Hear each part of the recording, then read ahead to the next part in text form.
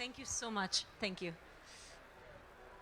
So good afternoon, distinguished delegates and dear colleagues and participants following us both online and of course be present here in the room. My name is Giorgio Rambelli. I'm the director of the Urban Transitions Mission of Mission Innovation and part of the Global Covenant of Mayors for Climate and Energy. And it will be my great pleasure to be the moderator of the session of today. And it's also my great pleasure to welcome you as such to this session, Beating the Heat, Accelerating Access to Sustainable Climate Solutions in Cities. And I want to thank already from now very much the organizers, the United Nations Environment Programme, UNEP, the Cool Coalition, the Rocky Mountain Institute, as well as Sustainable Energy for All and WWF for this invitation and for allowing me to chair this very crucial discussion. And I am saying a crucial discussion because in the mission that I have the pleasure to direct, of course, when we talk about holistic, cross-sectoral urban transitions to net zero cities and communities, sustainable solutions to cooling represent indeed a key opportunity, not only for decarbonization and resilience, but also an incredible ground for innovation. I really look forward to the exchange of today, but first things first, we have the pleasure of having a wonderful keynote that will be joining us on stage to kick us off with our discussion. So without any further hesitation, I would like to give the floor to Martina Hotto. She is the head of the Climate and Clean Air Coalition Secretariat at the UNEP. Thank you very much, Martina. Thank you very much, and it's a real pleasure being here. To deliver this keynote, and for those of you who don't know me at the moment, I'm heading the Climate and Clean Air Coalition. It's a UNEP-convened partnership, and beforehand, before taking on that job, I used to head our work on cities and buildings, and we've been working hard on having a buildings pavilion, and here I am seeing it live, so it's a real pleasure. So to get into the topic, the climate is changing, and the heat is on. I think we can all feel it. And the past 8 years are on a very sad track to be the 8 warmest on record. And cities in particular are on the front line because they're heating twice as fast as the surrounding areas. And I think that really sets the stage as well for why we're here and why we need to take action. Now, according to the UNEP Emissions Gap Report that came out this year, the world is still falling short on the Paris climate goals. We are rather set on a 2.8 track than 1.5. To keep 1.5 in reach, we need all hands on deck. At the CCAC, we do talk about running a sprint and running a marathon. The sprint, we talk about the short-lived climate pollutants, but the marathon is really those deep changes, deep decarbonization, the transformation that we need to see, so system-wide transformation. And it's not only a matter of avoiding the climate disaster for the sake of climate, but it's a matter of health, of well-being, and of even life and death. It sounds very dramatic, but it is. And the extreme heat is already a leading cause of death by climate-driven hazards. 356,000 deaths linked to extreme heat in 2019 alone. I think that tells us something, and obviously we're on the wrong track. It's a matter of inequality as well. Such deaths are disproportionately amongst the most vulnerable, who are at the highest risk due to lack of cooling access, currently estimated at 1.2 billion, among the rural and urban poor. And for those populations and the 1.6 billion city residents who will face extreme heat by 2050, the health and economic impacts of extreme heat are crippling. But we cannot just be air conditioning us out of this crisis. If left unchecked, the emissions from conventional cooling are expected to double by 2030 and triple by the end of the century, thereby exacerbating the climate crisis.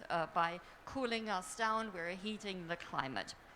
And obviously, this rampant air conditioning growth also strains our power systems to the breaking point, causing blackouts and heat waves. And for example, the 2015 heat wave in Karachi, Pakistan killed up to 2,000 people, many in poorer communities where local heat islands and power and water outages prevented people from cooling themselves down. So I think that's what we're faced with. Cities are essential to beating the heat, facilitating comprehensive solutions. And it starts with thinking and planning comprehensively, from integrating heat into master plans and enforcing building standards and planning rules. To rapidly scale up nature to cool cities down, that's another really key point. For example, in Medellin, in Colombia, green corridors have already led to temperature reductions of up to 4 degrees. And in Seoul, urban stream restoration decreased temperatures up to 6 degrees. So nature is a real force to reckon with, helping us in this combat. And the third point that I want to emphasize is leading from the front by delivering efficient cooling with climate-friendly refrigerants through sustainable public procurement, for example. And why am I talking about these refrigerants? The HFCs are powerful warming, have a huge warming potential, and we have to move actually to lower warming potential alternatives. In doing so, we also need to make sure that we keep the energy efficiency side of things in mind. The fourth element is about putting in place the right governance to protect people, systems, and infrastructure during these heat emergencies, and to deliver long-term integrated plans across departments on urban heat. And that takes me to my third key message, which is really about the action that we see already. I had a few examples, what happens in cities, but we need to bring these solutions to scale. And that takes more advocacy, beating the drumbeat. That's why we're here together. That requires tools, that requires this kind of peer-to-peer exchange that we're doing, and the UNEP-led Cool Coalition is playing a key role in this. We need to provide solutions across different levels of government. And I have a couple of examples here as well. In India, for example, we've been working with the Ministry of Housing and Urban Affairs and partners such as RMI. And we're establishing a national program to support 100 cities on extreme heat and cooling, and already support cities like Chennai to integrate heat measures into its upcoming master plan and develop new projects. And similarly in Vietnam, where we're also looking at these extreme heat and cooling plans in cities, but also work at the national level on a public fund for cities to develop sustainable cooling projects. And funding is a real key thing to help cities fulfill their tasks. And before I close, I'd like to highlight 2 new initiatives that we're celebrating here as well. The first is the Nature for Cool Cities Challenge, which will support the rapid deployment of green and blue infrastructure in urban areas that are at risk from heat.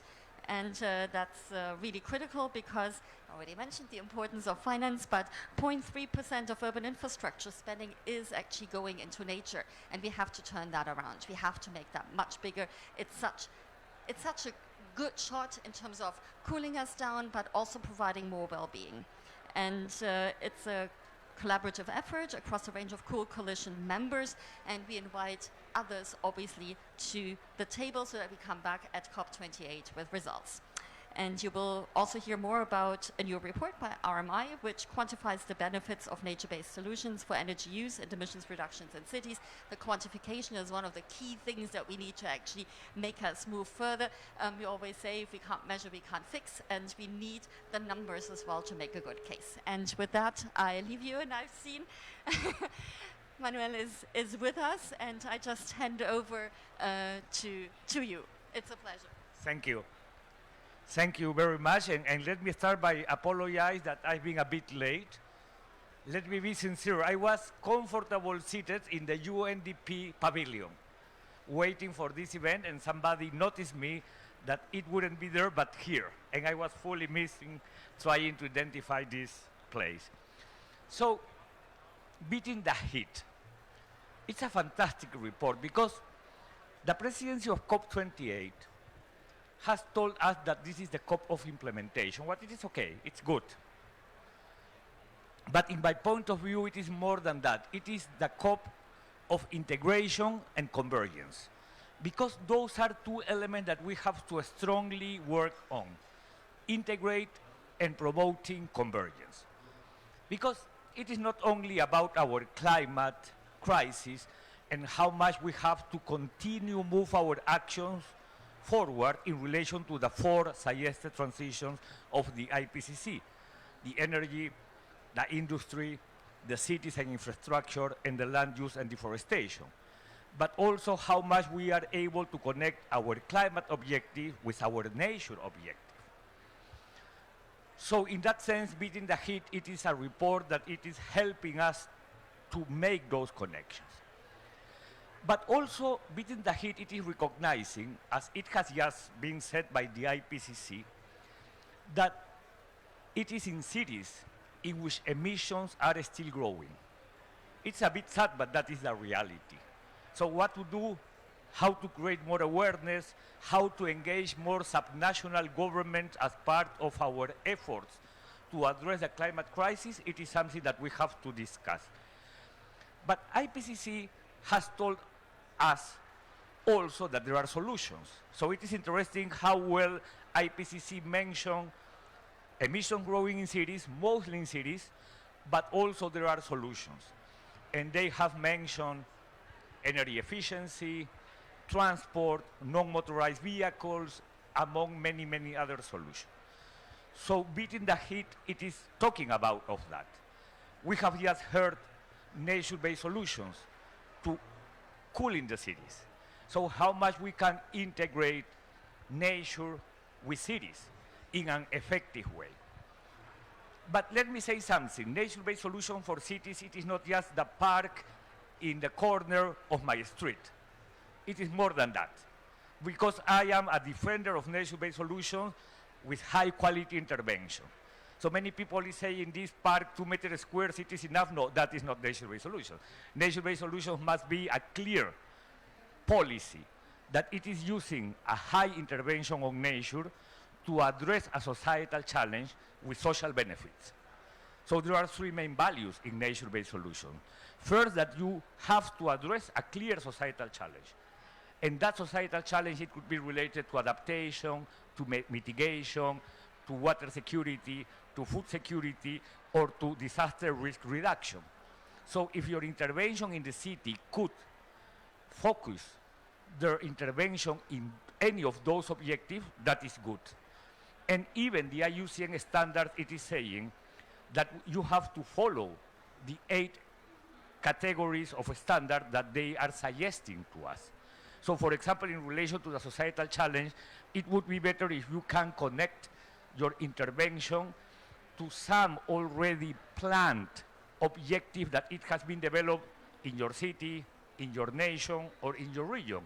National Adaptation Plan, NDC, among many others well-developed plans that are referring to a public policy. So that is the first. But the second, it is that the intervention on nature should be sustainable, should secure biodiversity net gain, and on the other hand, ecosystem integrity. So that is why it is not just about of planting trees. It is to recognize the ecosystem services and to respect the integrity of those ecosystem services and the societal value. So cooling the cities by using nature-based solutions, it is a good bet to integrate our nature objective with our climate objective. But then, Beating the Heat, it is also moving into technologies, energy efficiency. How can we promote better appliances, better equipment to address what it is happening, even in, mostly in Europe. Europe, it is a region that it is not used to having those kind of appliances, but that is growing significantly. So what we do need it is to promote, to cool the city, but on the other hand, to promote energy efficiency in those appliances. Because what we do, we don't want to have it is a solution that could continue affecting because of the lack of energy efficient or because of a lack of good technology behind, of a lack of good source of energy that can contribute to more emission. And Beating the Heat, it is also focusing in construction and building patterns. So how can we develop buildings, construction, infrastructure that could address the point that we have also to cool the buildings. as a way or to make it more effective, to make it more efficient. So those three elements are clear in beating the heat. But also because beating the heat, it is proposing strategies, clear strategies to address the emissions by cities. And that is something that we have to work on. So it is a fantastic report. I don't want to take too much time, but let me share with you something that I am all the time wondering. How can we continue improving, encouraging, and pushing local governments to adapt these kind of strategies? How can we continue making them a key actor of the climate agenda? I am used to thinking that, unfortunately, we have considered subnational governments, local authorities, as one more actor of the non-state actors' agenda. That, for me, it is not good. We have to consider subnational governments a strong, a higher actor that should develop more strategized actions and initiatives to address their own problems. Cities, it is about awareness of people. Cities, it is about managing budgets. Cities, it is about in connecting with people behavior. Cities, it is about political power. Also, that it is important. We are used to thinking that just parties negotiating here are the key and relevant actors. That is not true. It is not just about federal, national government. It is about local authorities. So our report, as Beating the Heat, it is helping us to understand the importance to integrate. And let me finish with some idea. Also, we have to start to think about governance to address climate change, but not only in the national government. It has started to happen. In Europe, the current authorities are now called ecological transition authorities. In countries as in Costa Rica, it is environment and energy. What can we do with local government to have people that can integrate all the elements in the local government that can address not only the climate challenges, but also that can move the town or the city towards development. So let's start to think in development, because again, this is a report that it is promoting integration and convergence, and that is fantastic. Sorry again for being late. I hope that I won't repeat this situation, but thank you very much for this opportunity.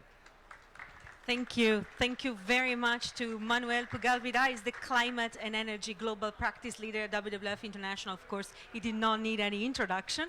Thank you very much also for already starting to set the scene to our conversation, of course. We talked about the issues around cooling as a sprint, but also a marathon that we need to run. We already touched upon the importance of transformation and how we need to make sure that this is particularly a solution devoted to help our vulnerable communities, and how in cities, of course, we have the biggest challenges, but also some of the greatest potential when it comes to different solutions.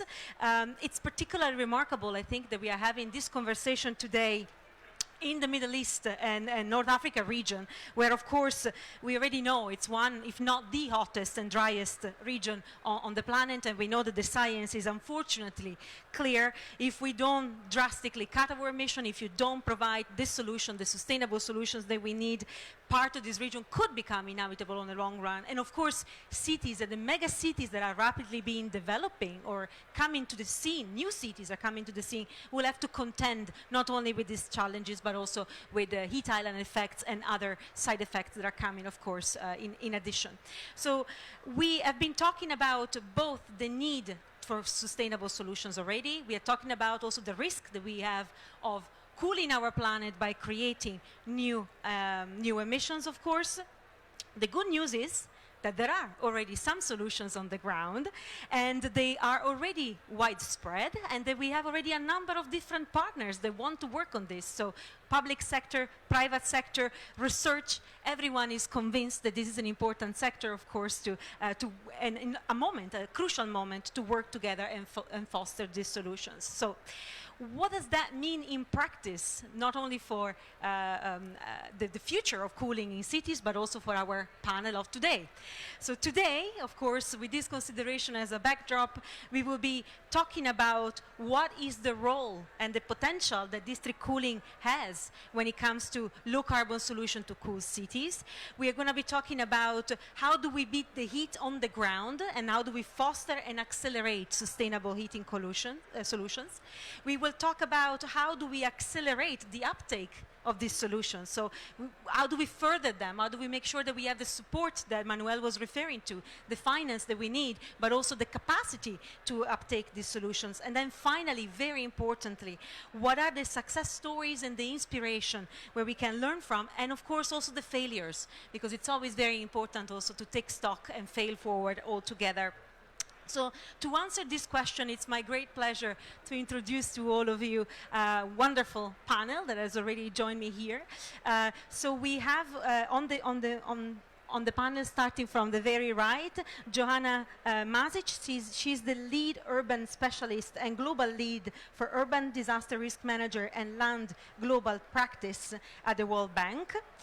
We have with us Samir Quatra. She is the policy director of the National Research Development Corporation India program, NRDC. And finally, last but no means the least, we have with us Mahesh Rajeshakar. He is the chair of urban resilience of the National Institute of Urban Affairs of India. So thank you very much for joining me, also for allowing me to use your shorter name. I truly appreciate that. But before we start chatting all together, it's also my great pleasure to give the floor to a dear colleague, Sophie Laurent from the Cool Coalition Secretariat, who will tell us a little bit more about how, you inspire us, I think, with some insight from our Beating the Heat handbook. Manuel gave you already a great introduction, but we want to hear from the source. Thank you. Thanks a lot. Good afternoon, everyone. My name is Sophie Laurent. I'm the lead advocacy for the Cool Coalition Secretariat, and I think Manuel already presented a little bit on the Beating the Heat handbook. If you can put the slide up, please. Where? Sorry. So I'm really bad at technology. I'll do my best. I think the reason why we are here also today is thanks to this effort that is called like the Cool Coalition, which is one of the outcomes of the Climate Action Summit. We are around like 120 partners that support countries, but also cities and industry to take comprehensive action on cooling. And one of the things that we decided to focus on was urban cooling and how we can address urban cooling in a comprehensive way, meaning that how we can reduce the need for mechanical cooling, but also shift to cooling with lower emission, like for example with district cooling, improve efficiency, protect people that are the most vulnerable, and leverage cooperation, including through the guide that we put together. I'm gonna quickly present the guide. Thank you. So the guide is called like Beating the Heat, a sustainable cooling handbook for cities. So the guide was put together by RMI, GCOM Mission Innovation with support from Clean Cooling Collaborative. And it's a really comprehensive guide with more than 80 case studies from around the world, but you can find like case studies and base-suited example. We launched it at the COP last year with the mayor of Freetown and others. And during at COP, 16 cities decided to commit to use the handbook, and they are already like piloting the handbook in India, but also in other places. But as I said, it's a pretty comprehensive guide, and we thought that, okay, we need to find a way to make it a little bit more like digestible. And thanks to Ashrock, who was already like working on the Heat Action platform, we decided to team up. And Ashrock, with our support and support from other organizations, launched the Heat Action platform in May 2022 at the World Economic Forum. So you can already access the Heat Action platform. It's a free online stop shop where you can find around like 9 education modules. And then you can filter as well like the different modules, and there are over like 90 heat resilient solutions that you can find on the Heat Action platform. I'm really inviting you to scan the QR code today if you want to have a deeper look at the Heat Action platform. I guess you will hear about it a little bit more later today with our colleague Katie that is here today. And really, like the vision is really to start implementing this Heat Action platform and that cities start to really use it. And again, at the Cool Coalition, we are really looking forward for partners to support like these efforts and also to bring financial communities as well to support cities really like deploy this solution. Thank you, and I will give you back the... Thank you.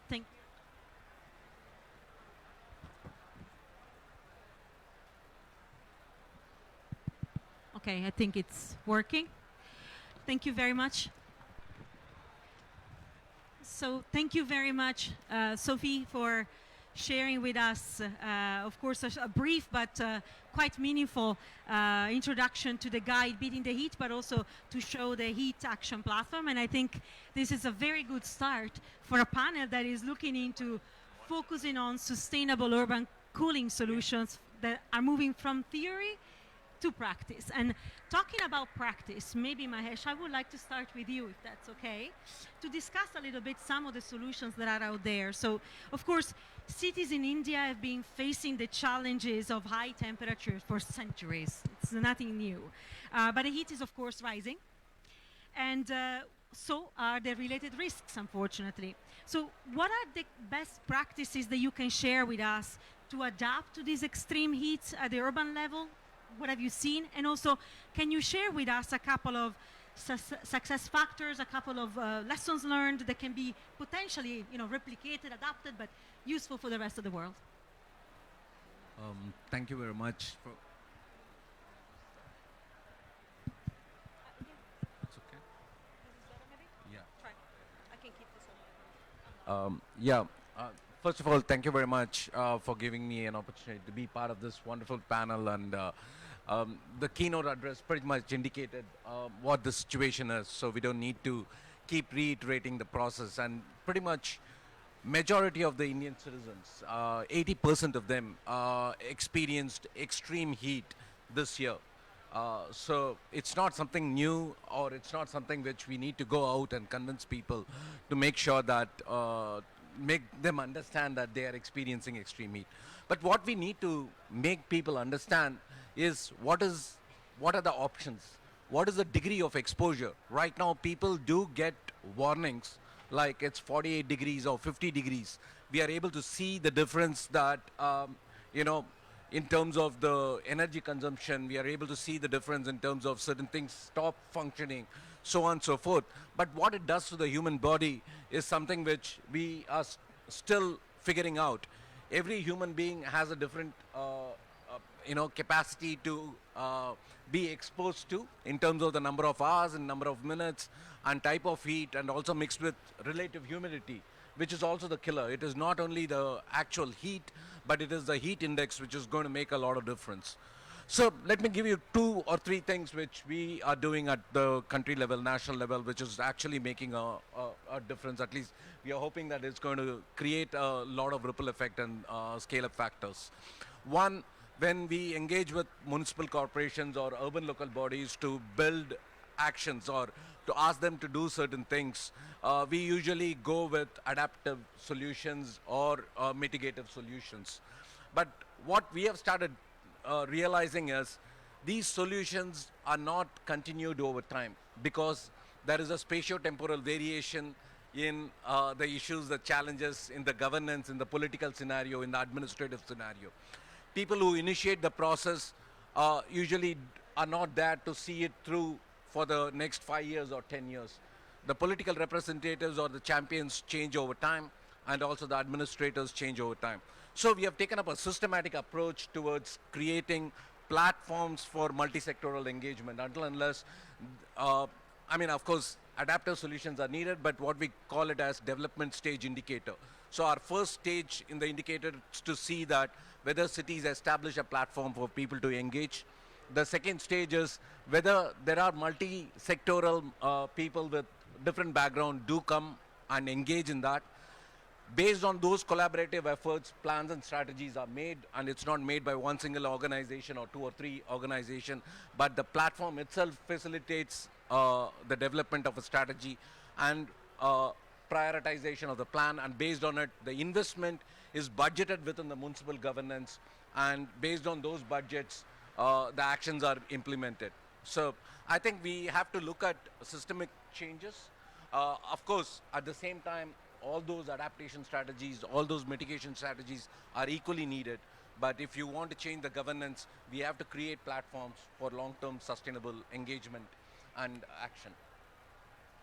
Oh, thank you very much. I think your point on the importance of not only delivering the solutions, but having the solutions that are sustainable in the long run, it's absolutely essential. And I also, beyond your comment on the importance of the systematic approach, it's not just about technology, it's about mindset, it's about regulation, it's about policies that can see towards the future. I really like your idea of championship. I think that's an essential trigger. We need to be invested into these processes to deliver the right solution. So thank you for your comment, and we will come back to you, of course, to learn more about your experiences. But I would like maybe to go to Johanna then. So we talked a little bit about now some experiences on how the solutions are being delivered and what are the structural needs around creating platform for support. It is also true that there are specific parts of our society that this platform should deliver solutions for, in particular when it comes to heat exposure. In a lot of countries, most of the most vulnerable communities are the ones that are the most exposed, but also the ones that are lacking the access to cooling, to nature, to solutions for themselves. So what do you think is, in this framework, the role of data and heat mapping for these communities to help them beat the heat? And of course, being that you are from the World Bank, Johanna, I also have a question around, of course, finance. How do we unlock the finance to really help the studies, the investigations, the exploration, the creation of the platforms that we need to support them? Thank you, Georgia, and thanks for asking me to be here today. I'm very happy, and I applaud the initiative of UNEP and others on the Cool Coalition. I had a chance to hear about it at the World Urban Forum, and it's nice to pick up the discussion again. So, I mean, from the World Bank side, obviously we recognize heat, urban heat, as a critical issue. We've heard it already in the keynote speech. Heat matters. It's affecting people in morbidity, mortality, but also ability to work, for children to play. So it's about thermal comfort for all. So I think that's important to mention. Secondly, it's affecting the most vulnerable, and it affects people in different ways. So there's not one type of impact here. So that's why we need this data to understand how it's affecting people in different ways. And then finally, we know that it's typically the rich households that are driving emissions. So we have to look at these affordable solutions for addressing urban cooling. But on your specific question about the role of data and heat mapping, and I'm sure this handbook that we heard about will have a lot of more case studies, but I think it's very important that we bring these new technologies and we link it to citizen scientists or citizen activists through these types of platforms that Mahesh mentioned to do the kind of heat mapping so that it's led by citizens themselves. They understand what it is and how it's important. I wanted to share an example that we have done in Indonesia, in Bandung, where we had volunteers from the community go around on their motorbikes with sensors and also walking around, understanding heat in the community. And you see huge differences, whether it's a shop front with the shade, trees, whatever it is, the location of the building, big differences in terms of heat. And that's why it's important, I think, to engage people to understand these differences. And we've also worked on similar work with Freetown that was mentioned earlier by the colleague here. But what I wanted to highlight in terms of the data and the heat mapping is also the inequalities. We just released a report on South Africa, and there's a great video if you look up Urban Heat, World Bank, South Africa, that looked at heat mapping in different townships and residential areas in South Africa, and big difference in terms of a tree cover could have a difference of 10 degrees Celsius in terms of heat. And we saw that townships had less than 15% tree cover, whereas the rich neighborhoods had over 60% of tree cover. So we're seeing inequalities as well in terms of how the urban heat is playing out, and we've seen that in the US as well, on the redlining, where it's Black and Latino communities that are feeling the heat in cities. Would you like me to talk about financing now, or shall I come back on that? Maybe we can Come back, yeah.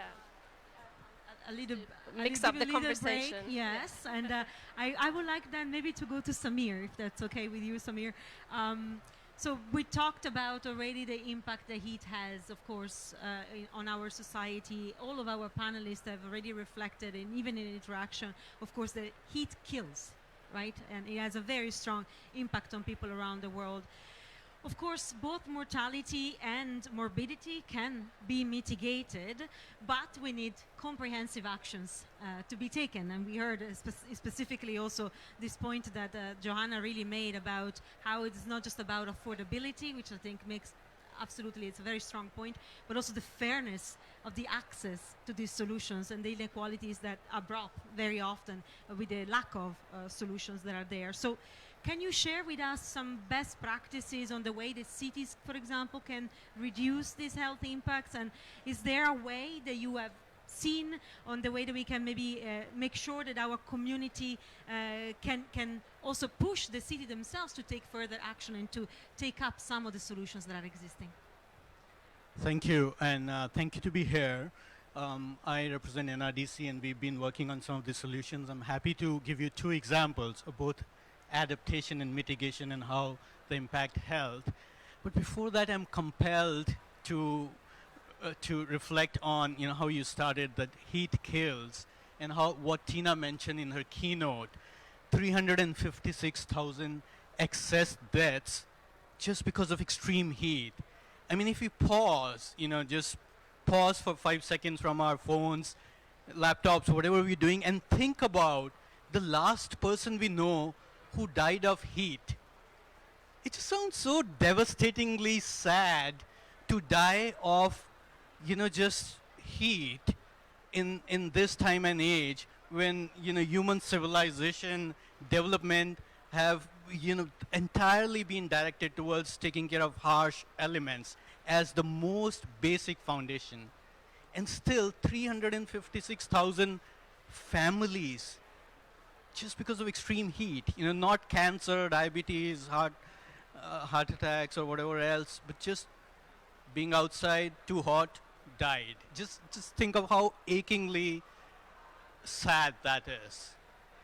And these can be avoided, so which is where climate change and health impacts are not enough talked about. And forget about the health of life on Earth. That's perhaps incalculable. The marine ecosystems, biodiversity, just human health. Look at the room around us. There are so many cool facts about energy efficiency, built environment. I don't see a word on health or people. That connection is still not explicit. So one of the early projects that NRDC and partners embarked upon in India, in Ahmedabad, a city of 7 million, which was recovering from an extreme heat wave in which more than 1,000 people died, was to develop a heat action plan. So, thinking of how do you cope, how do you build resilient communities. So very simple basic elements. Put in place an early warning system, make agencies to coordinate and react and respond, have enough communication materials to let the most vulnerable know that there is an impending heat wave, and prepare them on solutions on how to cope with it. Very basic, simple elements, heat action plan, instituted. And since then, peer-reviewed analysis have revealed that every subsequent heat wave, Ahmedabad saved 1,100 excess deaths due to extreme heat, just because they had a heat action plan in place. And now, 100 cities in India across 23 states have heat action plans. So very basic resilience building measures can save lives which are just so heartbreakingly sad to to explain why we have those in the 21st century. On climate change mitigation side, again, energy efficiency, renewable energy, clean energy, need for climate friendly, sustainable cooling, all of those are essential and critical. The leap that we are perhaps not making is how does it impact people? How does it impact people who are out there and most vulnerable the most? So again, a multi-partner, multi-year research, soon to be published in Environmental Research Health, shows simple mitigation measures at the city level, increasing the share of renewable energy, increasing the cover for cool roofs, which are more reflected, high albedo roofs, and greening the city's, overall landscape, can lead to avoiding 1,100 to 1,400 excess deaths. Not just the environmental and emission benefits. Of course, those are primary consideration for many. Why you should try to avoid the anything more than 1.5 degree. But the human health impacts explicitly connected with, so this cool roofs, renewable energy, greening the urban cover, simple mitigation measures leading to protection from extreme heat. So yes, heat kills, but we don't realize and we don't acknowledge. And yes, heat does not have to kill if we put in place these simple measures. That's where I'll pause. Thank you very much, Samir. From your word, I think, it feels like we are still letting heat kill us. You talked about the importance of these heat action plans and how they can help respond very proactively to heat waves, and how 100 cities in India are already testing that out. So maybe I would like to go back to Mahesh, because I'm a big fan of integration, and you mentioned systemic approaches, you mentioned the importance of a platform, we heard about heat action plans. So my question to you would be, how do we make sure that these heat action plans become more close to our climate change strategy, to our sustainable energy action and climate strategies, to our urban mobility strategy, to our re-greening strategy? Can we talk a little bit more about the challenges that you see? Because you identified this long-term planning and this platform as a great space where we can deliver on the solution. So why are we not doing that yet? What do you think the challenges still are? Actually, we are doing it. But yeah, the problem is the awareness once again. We have something called the Climate Center for Cities established under the Ministry of Housing and Urban Affairs. And within that, we have something called as Climate Smart City Assessment Framework. That is an integrated framework which has 5 key thematics which comes under the 74th Amendment of the Indian Constitution. So we work on urban planning, green cover, biodiversity, mobility, air quality, waste management, water management, and all these integrated parameters. We monitor close to 96 indicators. And it started out in 2019, where 96 cities reported on it. And in 2020, 2021, 126 cities reported on these parameters. And I'm glad to say, as we speak, 260 cities are reporting on what they are doing with respect to integrated measurements. So there has been efforts which has been instituted to also link them with finances. The government, national government funding, close to 200 million is being allocated for cities which are performing well, or cities which like to improve their performance by X amount, to access that funding, and it's going to be released very soon. It's been approved by the parliamentary committee, and it's there to be rolled out. There are close to 75 partners who have come on board to help cities improve those indicators. So we do a matchmaking with these 75 partner agencies by telling them, if somebody comes with a statement that we'd like to work but we don't have much funds, we'd like to provide technical support. So then we say that work in those early stage cities which want to establish these cells, establish these committees, creating of these strategies. If somebody comes and says that we want to implement, pilot certain measures. Then we help them work with those cities which have already reached those points. And then there are these, mechanisms which even in World Bank India, we are trying to work with in some of the cities where they can augment their, infrastructure, augment their large-scale investment. And right now we are also looking in terms of green bonds, looking in terms of how do you make cities self-sufficient in terms of accessing the finances, both from the state but also from the public, from the private sector to capitalize on it. But these are all at a very early stage. When I'm talking about 260 cities, and I think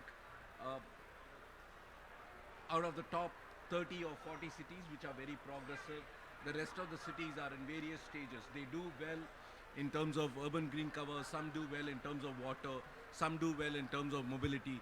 But in terms of the integrated operations and improvement across these indicators, still the Indian cities have a long way to go. That's why I'm saying that, it's good that we started it. Now we are able to track it. And now we know that which cities are doing well, and these data is made available in the public. So people, when they make claims, in terms of you're not getting the funds, so we tell them that you improve upon these indicators so that you can access those funds. Well, thank you. I think it's very important that there is this transparency because it really allows you also to progress. And very selfishly, yesterday the Urban Transitions Mission announced our first cohort of cities that are working with us, and we do have 6 Indian cities. We are in the process of notifying them, so I'm looking forward also to learn more about these practices in particular and be able to share them with the rest of the cohort from across the world. So thank you for the inspiring example. We heard about financing, Johanna. I think it's a cue very much to tell us a little bit more about the challenges that we have and how do we make sure that, other places where maybe there is no such structure that is being set up yet to allow cities to access the finance that they need. What are the challenges there? How do we unlock that potential? What can we do? Thank you. I think we have to divide it into the things that are low cost or no cost, right? There's a lot that can be done, as Mahesh mentioned, on the planning side, on the urban planning early stage. It's not a cost item, it's a change of mindset, it's capacity, it's training. So I think that's clear. On the other side, there are the things that have high upfront costs, obviously, but then they have ability for repaying or paying back themselves, like efficient technologies. So I think when we are thinking about how to scale up financing, this is what we've been doing actually with the Indian government on their India Cooling Action Plan. And so we have a report coming out, I think in January now, on how to implement that action plan, and it's about financing. So the first is the mainstreaming, as I mentioned, mainstreaming into policies, plans, regulations. It's not a cost item, it can be done, it's just an effort and a commitment. The second is about the financing in terms of the technologies, the market readiness. How do we make affordable technologies available to a wider group of people? We know in India a lot of that is about energy efficient fans. It's not about aircon. I think India can be actually a leader in the region on made in India affordable technology for cooling for the wider subcontinent. And then on financing, it's finding the businesses and setting up the incentives to take those types of technologies to scale. So no easy answer, but the solutions are there. And it's places like India, I think, that will show the leadership on this topic for the rest of the world. So thank you. Well, thank you very much, Johanna. I think your point on mainstreaming is absolutely important, and also this reflection around the market readiness of the different technologies makes me think a lot about how do we ensure that scaling up happens to the point that we can reach a tipping point in which we are actually able to have much more affordable solutions that can be rolled out on a very large scale. So before I come to you and our audience to ask for your question, I would have one final question then for Samir, also from my side. We heard these challenges that were identified by both our fellow panelists here. In your experience, when we talk about scaling up, supporting the scale up of these solutions across our communities, what do you think the challenges are? How can we not have maybe these plans everywhere, for example, being deployed? What do you think the challenges to these sustainable cooling solutions still present are? Yeah, I see three major issues here. The first of all, making explicit the connection, the health connection between climate, both mitigation, adaptation. How does it lead to improved health outcomes? That still needs to be done. There isn't enough local evidence. The Ahmedabad assessment, heat action plan assessment study is one of the first in its kind that makes very direct linkage between acting on heat and saving lives. There aren't enough peer-reviewed studies because this is still a very new topic. And if you go to any jurisdiction, a state, a country, the public health infrastructure is already burdened, and they want to know how to prioritize this. Is this even an issue? Is like heat a public health issue? So we need evidence to support that it is an issue. And then capacity. Once there is acceptance, what do you do about it? How can civic agencies respond to this? So there is need for investing in creating those local resources, providing technical knowledge, and instituting those frameworks, those processes to act on heat. And third, what both Mahesh and Johanna mentioned is financing. So financing, again, when it comes to renewable energy, cooling action plan, cool roofs, mitigation is still, has some momentum. But when it comes to resilience and adaptation, like where is the financing? If you have to build community resilience, then the question is like, does it help bend down the emissions curve? And what return in tons of emissions do we get for every dollar invested? I think we have to start looking at returns in terms of lives saved, and how does that translate into mitigation actions and climate effects, and then appropriately provide funding for that as well. So those three. No, thank you very much. I think you are absolutely right, and the greatest added value is local value, I would say, definitely for our community. And I also second very much your idea around the importance of understanding return on investment, also on the impact on our community, as well as calculating the cost of inactions.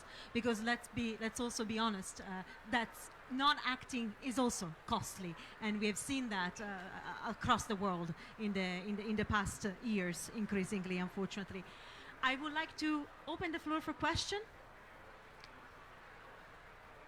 I don't see any burning question or comment coming from the ground, from our floor. Obviously, our panelists have been extremely clear, so there is no much need for adding question. But I think what I would be interested in maybe understanding a little bit better is the point that you raised, but also was seconded by both of you, around the lack of data and understanding of this specific field. This is something that also popped up in the recently launched, I think it was just 2 days ago, Summary for Urban Policymakers report based on by the IPCC authors, where again this emphasis on the lack of data, but also the inability, unfortunately, of even though you have the data, to act on the data that you have received, because very often local governments do not have the capacity to understand how to build the scenario that is needed to make the right and informed policy making, but also to then create projects that might be interesting in terms of receiving the correct financial support or aligned with what the national policy is. So can I ask you all maybe to reflect a little bit how you see these challenges, and if you have one wish that you would like to share with us on trying to solve these solutions? Yeah, in terms of data, there are two data sets which we don't know, even though we keep talking about heat. One, according to the WMO and also some of the Met agencies, a standard for understanding the urban heat diurnal variation, you need 1 square kilometer grid sensor placed across the city to actually evaluate what is the variation which is happening. That is a minimum requirement. None of the cities in the world has a 1 square kilometer grid sensor network to understand the heat pattern, and also both air surface temperature and land surface temperature. I can get into the technical aspects of it, but doesn't exist as of today. So when we are talking about urban heat, we are talking about timestamps, either from a satellite imagery, or we are talking about point data where you have 10 sensors spread across few places in the city where you collect the reading, or you do a detailed measurement as a part of a scientific analysis, but only for a particular set of days and not something which is continuous. The second set of data which we don't have is, which was well indicated by Samir, is the heat-related morbidity. You know, whatever we are talking about in terms of death, we are talking about a percentage change from a normal, from a baseline value. In India, nobody goes and gets post-mortem done after death and a doctor declares them as a heat-related death. That doesn't exist in many of the cities. Of course, there are few cities where it exists because that's linked to the state-level insurance mechanism. So when we are talking about death, we are talking about percentage variation. Until unless there is an insurance mechanism and people start doing post-mortem to make sure that it is a heat-related death, and then we start making the insurance companies or the state government or the central government pay for those things, I think we are not going to change. So these are one of my wish, what we wish to make these transformation. At least we have to get away from the WMO rules that the Met agencies have established, that we need to establish sensor in an X kilometer radius with X parameters in place, but you don't need that for an individual warning. You need simple sensors which IoTs and things like that to provide it. Second, for all state agencies, all state government should make heat as a state disaster. If they don't make it as a state disaster, insurance companies are not going to pay for it. Until unless that transformation doesn't take place, people are not going to feel that they have died out of it. They always call it as a comorbidity, that this person died because of old age, this person died because of a heart attack, but the heart attack is caused by a heat. Nobody understands that, and that can only take place if the insurance is linked to it. Thank you very much. Johanna, your wish list for the next step, of course, but also if you have a reflection on the opportunities that we have, maybe to provide some solutions and to leverage actually what is already existing there, nature-based, district cooling, your wish list and your reflection. So very quickly, it's hard to follow Mahesh actually, but I think it's important not to get lost in all the fancy science and satellites and stuff, right? I mean, a lot of it isn't rocket science. It's lack of tree cover. It's poor communities. These are the communities that are particularly affected by heat. So I think targeting within a city is also important. Also understanding who's vulnerable, particularly the old and the young in certain types of housing. This is not difficult actually to understand. So I think we shouldn't get lost. I hope we don't get lost in the data. That's my wish list. But I think there are also simple solutions as well that make a difference. And that's why we have our global program on nature-based solutions, where we are looking at how to address very targeted improvements in localized urban heat issues. So I think more of that. Thank you. Thank you very much. And by the way, we will shortly finish our panel and we will have a 10-minute break, but we are coming back and there will be a session that will dig more into the potential for nature-based solutions. So do not leave this pavilion. More good things to come. Samir, maybe I ask your perspective on this. Again, maybe reflecting on how to leverage solution, what is missing there, and of course, also your wish. Yeah, I think data, Mahesh covered that very well. I just second everything what he said, what we need. But in terms of wish list, a resilience plan at the city level, because climate change is already happening, right? And when we start building community level resilience, it addresses multiple climate stressors at the same time. When you equip a city to cope with extreme heat, the city also starts thinking about poor air quality, and it's very overlapping, and other climate stressors that are happening. So in addition to focus on smart city, mitigation, renewable energy shift, transportation, all of which are essential and critical, we need to have a hand-in-hand progress on resilience at the city community level, and the more the cities adopt that, and this is the time, we need more resources, more investment into city level resilience to save lives. Thank you very much for that. And also, I think it was a very good way to summarize the different needs and challenges that we have discussed today.